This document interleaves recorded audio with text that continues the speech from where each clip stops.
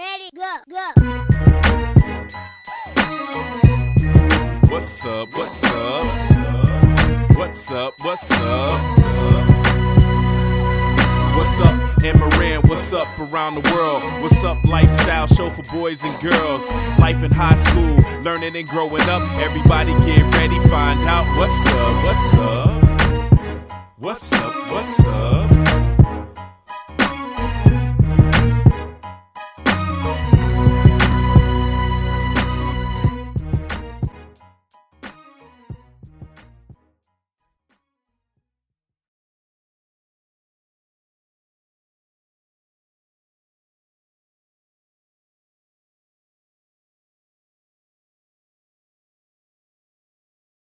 And this evening, we are very fortunate to have Holly Pedersen from the Parents Place. Holly is an expert in the area of child abuse, trauma, domestic violence, violence prevention, conflict resolution, and bullying prevention, and has developed programs to address the issue of bullying, particularly working in inner city schools in Southern California. And we're fortunate that Holly has come up to Northern California, where she is happy to be here for the last year and a half or so, right? So we're very lucky to have her here today. Thank you. I am really happy to see so many of you here today. So relational bullying, or you'll probably hear me refer to it throughout this presentation as relational aggression. And it's a type of bullying that we see happening as more and more as kids get older, as we'll be talking about. So it's different than the physical bullying, the kind of what you think about when you think about a bully. And what I'm going to do today is really give you a strong understanding of what relational aggression or relational bullying is. We'll start with that, because without knowing what it is, we don't know how to stop it or prevent it. And then at the end, we'll talk about some specific strategies that you can use if your child is being impacted by relational aggression or even is using relational aggression. It's not uncommon for kids to be in both, have both experiences. So first of all, I want to make the distinction between bullying and conflict. And conflict is a normal part of every relationship, including kids' relationships, and it is something that kids can resolve on their own often. And encouraging those conflict resolution skills and kind of giving them some space to work it out is appropriate. Now, what conflict is it's an argument or a disagreement between two equals. So kids who are friends, there's not one that has higher social status than the other, there's not one that's bigger than the other or stronger than the other. So conflict happens between equals, between peers. Bullying, there's a discrepancy in social status. So there's a discrepancy in power, and so you have a more powerful child, either more socially adept or bigger, has higher social status, and you have a child who's maybe more insecure, fearful, sensitive, physically weaker, and they cannot work it out, because that weaker child is not gonna, it doesn't have a leg to stand on. And so I would argue that we need to intervene in those situations. And so part of what we need to teach all adults, but including school staff, is how to recognize whether it's conflict or whether it's bullying. Because if it's bullying, it needs adult intervention. If it's conflict, they could maybe work it out on their own. And there's some great social emotional learning curriculum that can teach those conflict resolution skills. So I don't know if that completely answered your question. So I think the adults who are monitoring kids need to be able to know when to kind of just let it work out itself out and when to step in. And some of that, sometimes it may be pulling the children aside separately and saying, hey, do you feel comfortable working this out on your own?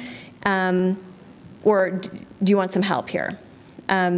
And hopefully, if that child who's being bullied or who's in the weaker position feels comfortable with that adult, they'll be honest.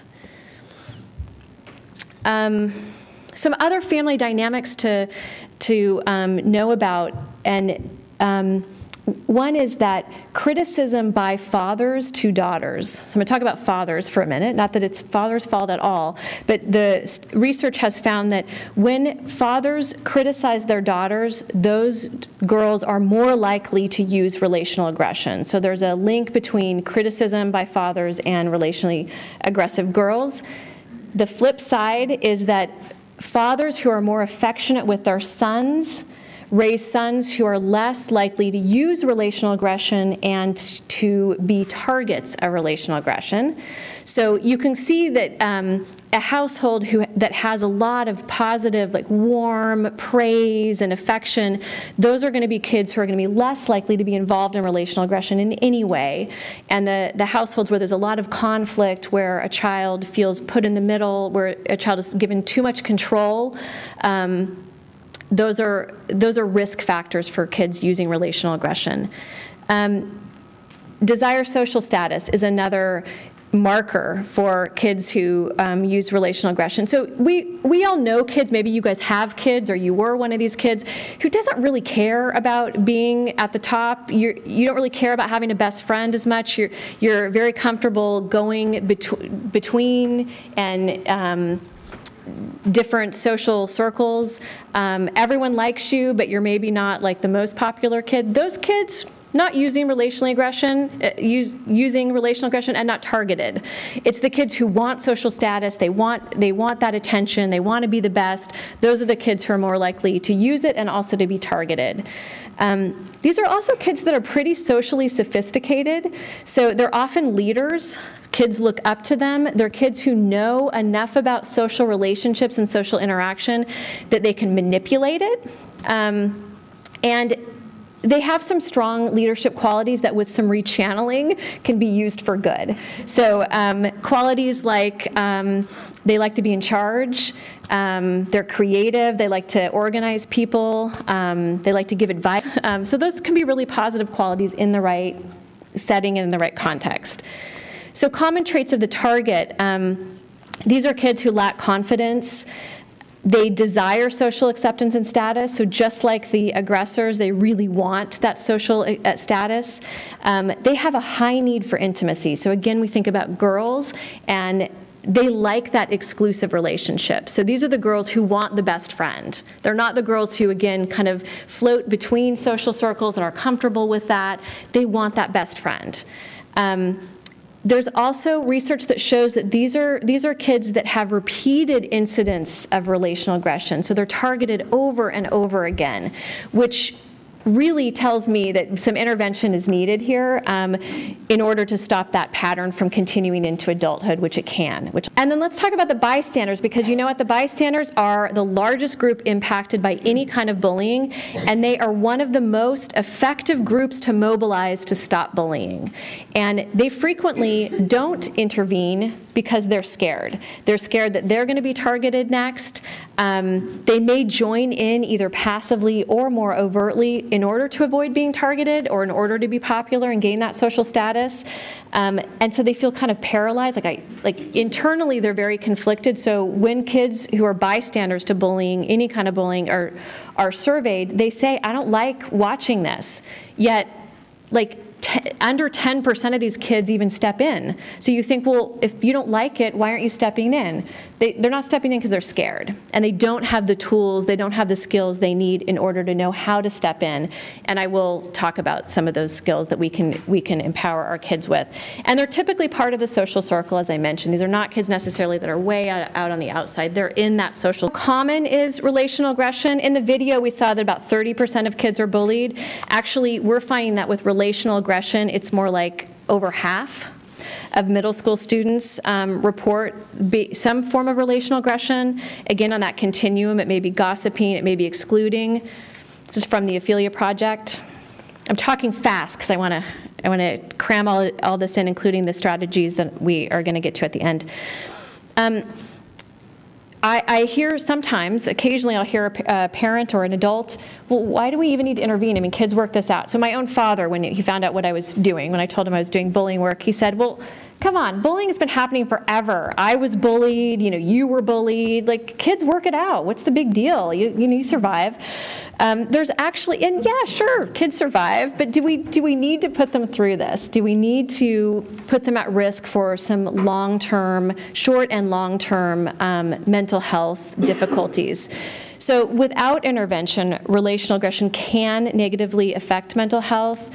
Kids who are targeted for relational aggression do have a higher incidence of depression, do have a higher incidence of anxiety, and the most extreme thing that can happen, as was mentioned earlier, is suicide. So they are at greater risk for suicide. But the initiators or the aggressors have some of the same risk factors. They also are more likely to have these kinds of mental health issues. Relationally aggressive boys and girls both are more at risk for substance abuse in adolescence and adulthood. Girls who use relational aggression are more at risk for sexually acting out and eating disorder behavior. So again, not a direct, like, if you do this, this happens to you, but again, a correlation, they're at greater risk. We also need to remember that peer relationships are the training ground for adult relationships. And so actually, there has been research that has found that kids that are more tolerant of relational aggression happening to them are more tolerant of aggression happening to them in their adult relationships, their adult romantic relationships. So there is a link between these behaviors and domestic violence. So again, not a causal, like if your kid's using relational aggression, they're going to be an aggressor, but a link. So we need to intervene. We need to intervene so that we are teaching kids the skills they need as kids to have healthy relationships into their adolescence and adulthood. So do kids report relational aggression or any kind of bullying? Typically, no. And so this is something that I know concerns us as adults. And so more than 75% of kids say that they don't report to anyone. And not telling anyone and just kind of sitting with this and not getting any help with it is linked to some health problems, just like the stomach aches, the headaches, increased stress, whereas telling someone really knocks down the stress level. So even if this is still happening, it's not fully resolved, telling someone does help kids to feel better. So why don't they tell? Kids will say it just makes things worse. Teachers don't know what to do. It'll happen more because I told there will be retaliation. But when kids do report, why do they report? They report if they know their school is going to handle it effectively. They know, they report if they know that they're not going to be targeted for retaliation or revenge. If they report, it's more often to their peers, and then followed by their teachers, which is a little bit surprising, I think. So it is important that kids develop strong relationships with their teachers. So even if their teachers aren't seeing it on the playground or in the classroom, at least kids feeling comfortable with their teacher may make them more likely to tell their teacher. So I like to talk about the in and out rule. Kids, I think, often are worried about, especially younger kids, about snitching or being a tattletale. And so I think it's important to teach our kids the difference between tattling and reporting. So explaining it to them, like, if you're telling me to get someone in trouble, that's tattling. If you're telling me to get someone out of trouble, that's reporting, or that's being a good friend, or what we call that's being an upstander. And I think this message needs to come from both home life as well as at school as part of the social emotional learning. So teaching kids social responsibility, and that part of being a good friend or being a good citizen at your school or just being a good person means looking out for your fellow man and woman, so looking out for each other. And I have a slide, and it's in your handouts, where I'll talk about the steps to being an upstander, and the little steps kids can take, and then the more difficult steps that kids can take, and how these are very easy lessons that we can teach kids, and kids respond. We know that if a child intervenes in a bullying incident, if a bystander intervenes in a bullying incident in any way, that over half the time that bullying stops. So they have a powerful, powerful role. Okay, so given that kids are not reporting, what do we look for? What are the signs? So a lot of these seem really obvious, but I just want to highlight, I want to remind everyone that observation is an active, it's active. So it's not a passive thing that we do. We need to really observe actively, observe our kids actively. So look for a change in behavior, a change in mood. Are they having more headaches, more stomach aches? Are they not wanting to go to school? Are they avoiding activities, friends, change in grade?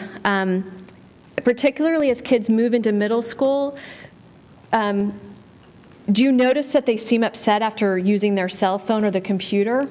Could there be some cyberbullying going on? And then listen to how your kids talk about their friends. So I think it's important, you probably are already doing this, to just every day have a check-in. So how was your day today? Who did you talk to? Who did you play with? Who did you have lunch with? Tell me one good thing that happened and one not so good thing that happened. To kind of balance. You're not digging for stuff. You're just, hey, good thing, bad thing. Listen for emotional and relationship volatility in their descriptions. If they're constantly in a fight with someone, it may be that there's some relational aggression going on. And listen to how your kids talk about their friends. Are they using relational aggression? How are they talking about kids that you think are their friends? Are they talking in a way that you're thinking, well, it doesn't sound like they're your friend? And then let's talk more about strategies now. And I do want to say that this is complicated. And so I wish there was like this bullet that could just this one, like, here, do this, it's going to work. It's really much more complicated than that. And so the strategies I'm going to give you are, I'm going to start kind of broad, and then we'll go to more specific what to do if your child actually has an incident that they've reported to you or that you've found out about. And these strategies are both prevention strategies, so prevention in terms of preventing your child from being targeted, preventing your child from being impacted really significantly if they are targeted, and preventing your child from using or getting involved as a bystander in relational aggression. And I think there's really 3 levels of prevention and intervention that we need to focus on. And the first, we start with the individual, so that child. Start with the child, and what do we do? So we need to be focusing on what's going on inside our kids.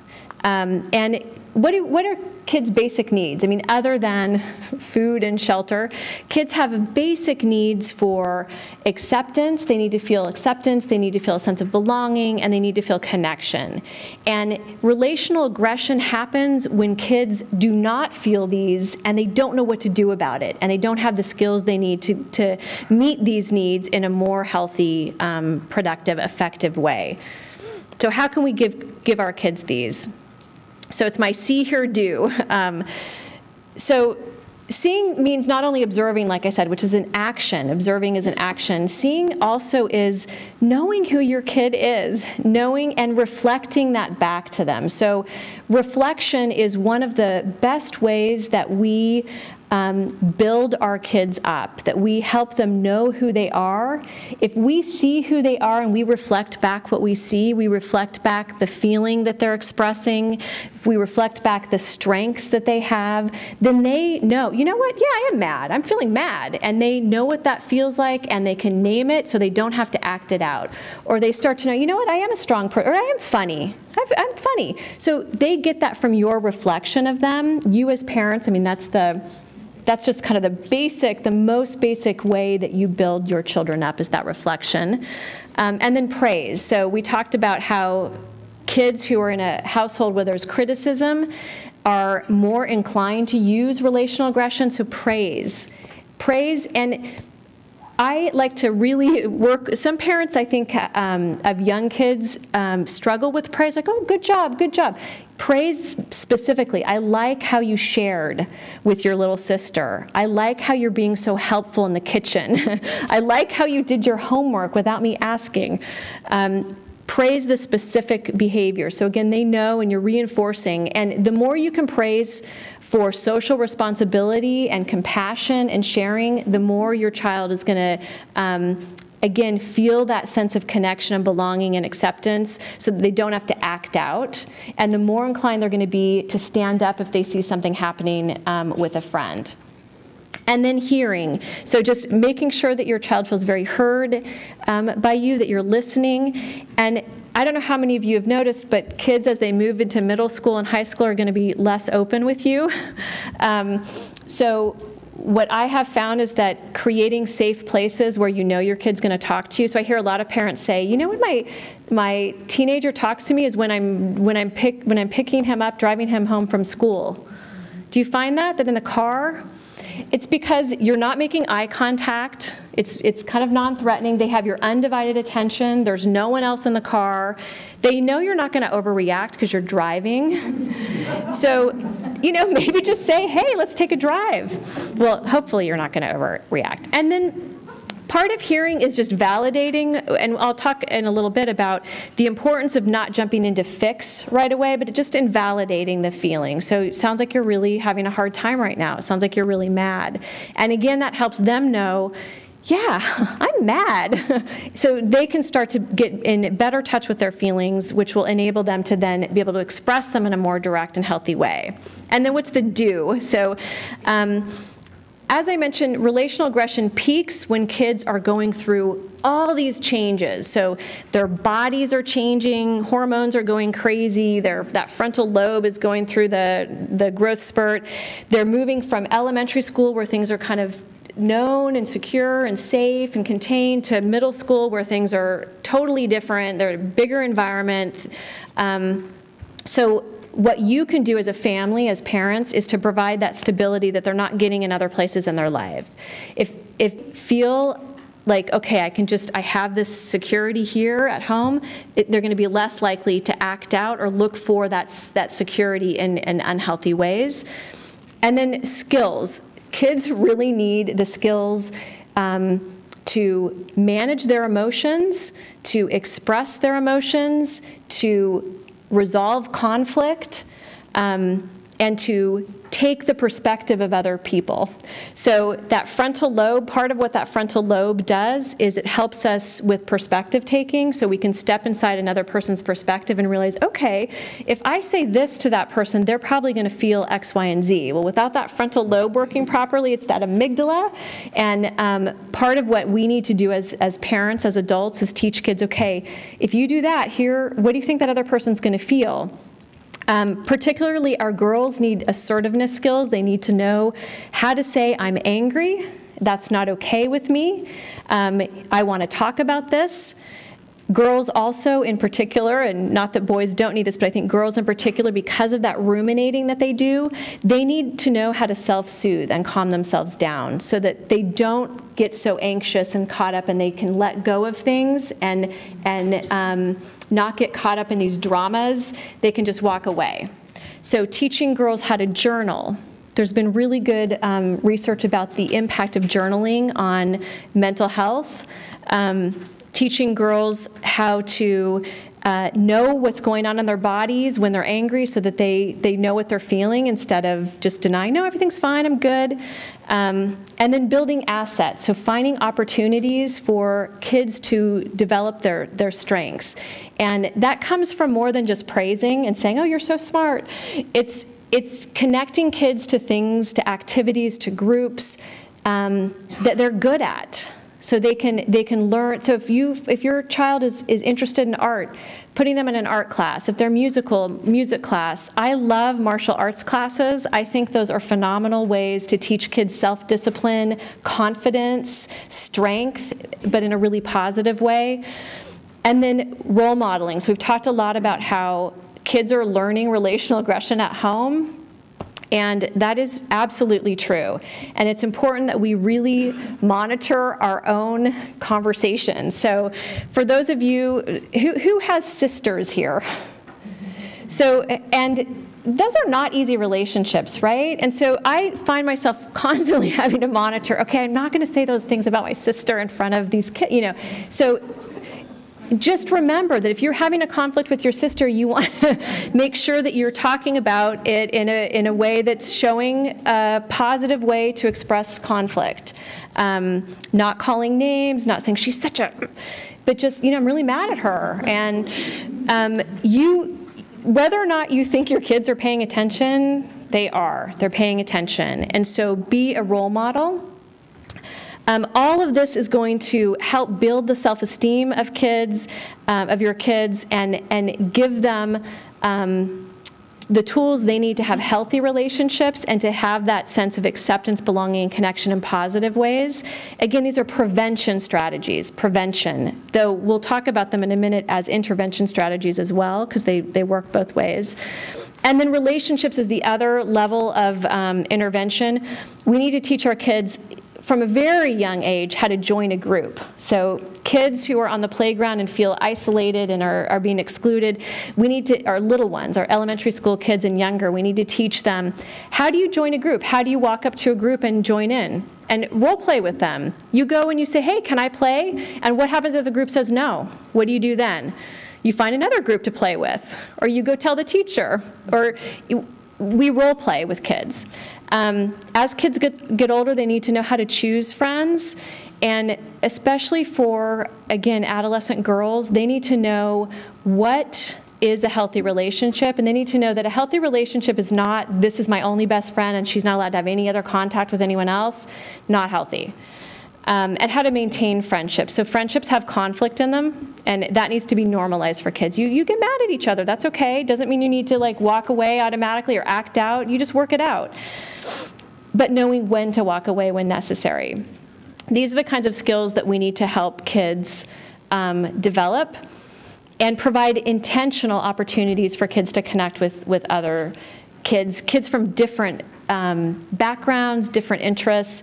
So what happens with kids is they form these cliques, right? And the cliques are based on social status and popularity, and we need to teach kids how to form relationships with kids based on maybe a shared interest, so that they're less concerned about social status and they have that connection based on an interest, which will keep them more focused on that interest and less focused on, am I popular? How can I get popular? What do I need to do to be popular? And schools need to do that as well. Provide opportunities for kids to come together around shared interests rather than around social status or, you know, what neighborhood they live in. Empathy skills are really, really important, not only to build kids up into upstanders, but also to help prevent kids from using relational aggression. And empathy is not just saying, I understand how you feel. It really takes 3 levels. So teaching kids what the 3 levels are. Cognitive level is they need to be able to take the other's perspective, as I mentioned. Emotionally, they need to be able to identify what is that other person feeling? Can you imagine what they're feeling? And then what are you going to do to step in and show that you're being empathetic? And then communication skills. So eye communication, very simple. Who here knows eye communication? Everyone does. So it's just, you know, I feel angry. I feel hurt. Starting the sentence with I, and not, I feel like you're a idiot. That's not an I statement. So teaching that, like I think of it as like there's a glass wall between you and the other person, and I communication is only talking about what's going on with you on your side of the glass wall, not on the other side. Conflict resolutions, or what does conflict resolution mean for kids? Kids need to learn. It's identifying the problem, it's finding a common ground. You both want a solution. What's your common goal? Solution-focused problem solving, and sometimes you need to compromise.